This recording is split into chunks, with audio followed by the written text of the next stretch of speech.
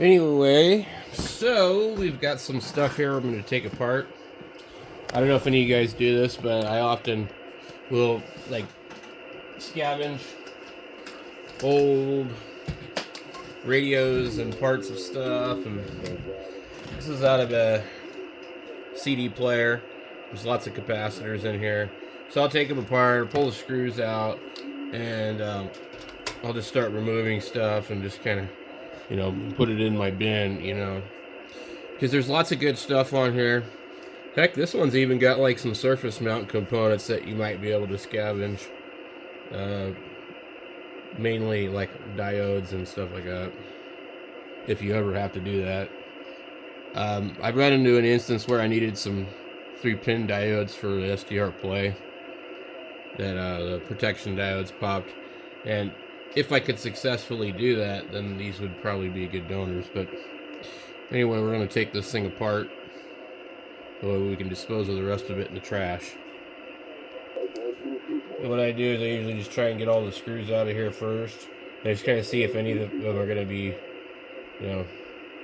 useful for anything. Some of these look like they might be.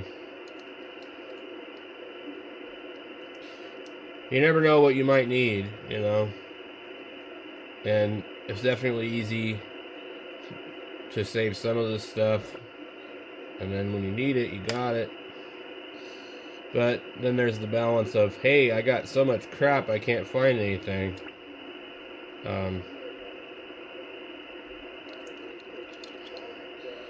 So, you just gotta not get too carried away with it. And trust me, it's easy to get carried away.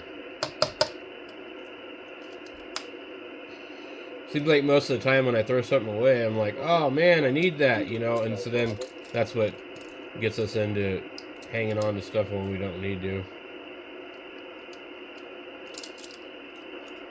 So this is a optical deal. I just dropped a metal rod somewhere.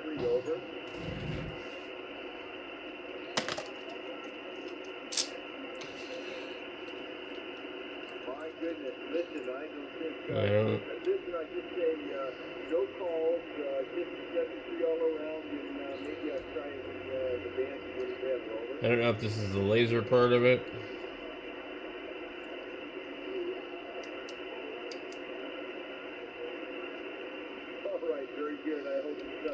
I needed some really small screws, smaller than this, that my kid took out of this watch that I bought him.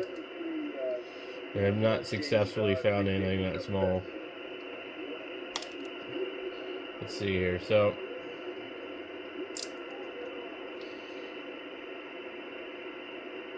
yeah, I don't know what they use here. I guess it's some type of laser.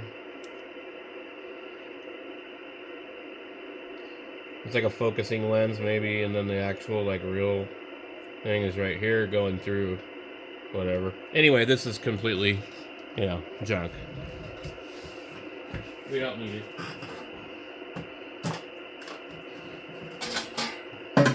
What I've been trying to do is just go through everything that I do have and just make sure that I don't bring home any more stuff, because I have so much crap. It's just like unbelievable. Way too much. And it really is hard to get rid of it. I don't know what you would ever use these for. I had a CD player one time where these were disintegrated and it wouldn't work. Electric motors in here. Sometimes, I don't know. I've never actually had a project where I needed an electric motor. But this is a good source of finding them. Old CD players, tape players, portable CD players, not so much. They usually have like the one where it's like a brushless type of design. But anyway.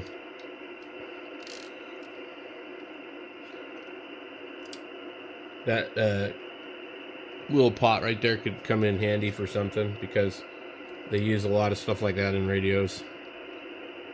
472, I'm not sure what that is. Probably I have to look up the code. The other thing that's good about doing something like this is it's, you know, a good way to practice your desoldering skills and, you know, play around with one of these, because it doesn't matter if you hurt this, you know.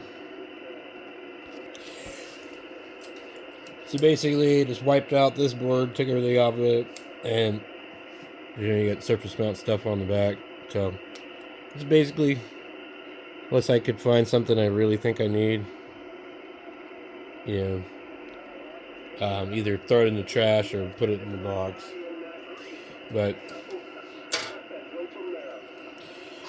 for your next mad scientist project, I mean, like, this is good stuff. You got motors and screws, and this was particularly long shaft motor. Lots of capacitors that are probably pretty good quality. I think this thing came from like the late 90s, 2000s, so sadly, these capacitors that you could get back then are probably better than what you can buy new now. Just is what it is. Anyway, it's one thing I like to do.